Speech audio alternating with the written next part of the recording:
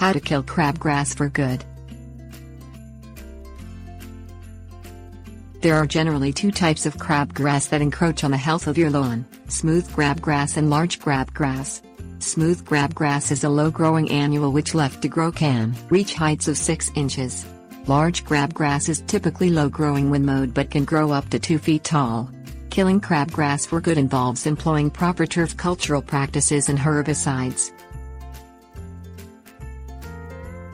Things you will need: lawnmower, fertilizer, grass seeds, wood chips, compost, landscaping fabric, scissors, bricks, herbicide power rake. Lower or heighten your lawnmower's blades. Crabgrass can impede on the lawn when the grass is cut too short because the grass blades reflect the height of the grass roots. Longer roots means that the turf can compete with the crabgrass. Grass types such as Bermuda grass should be mowed at 1.5 inches, bluegrass at 2.5 inches and tall fescue 3 inches. Fertilize your lawn at the right time.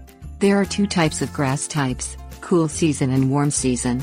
Cool season grass should be fertilized in early spring and late fall, whereas warm season grass must be fertilized in early spring to late summer. Wait for the grass to green up in the spring before fertilizing or you will encourage weed growth.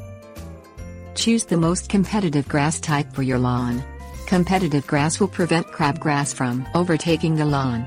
Cool season grasses like bentgrass, bluegrass and tall fescue grass can decrease the amount of crabgrass in the lawn.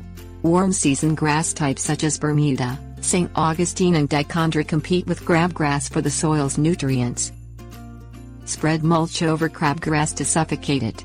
Use mulch types like compost, wood chips or landscape fabric. Cut the landscape fabric to the size of the encroaching crabgrass and place bricks on top to keep it in place. Apply a pre-emergent herbicide on your lawn to prevent crabgrass from germinating. Pre-emergent pesticides will not kill existing grass but will prevent the seeds from germinating and establishing.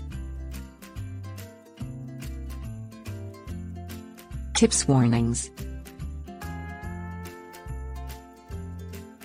Reduce your amount of thatch if it is over 1/2 inch to help your fertilizer come in contact with the soil. Avoid using a broad-spectrum herbicide on your lawn, because it will kill the rest of the lawn.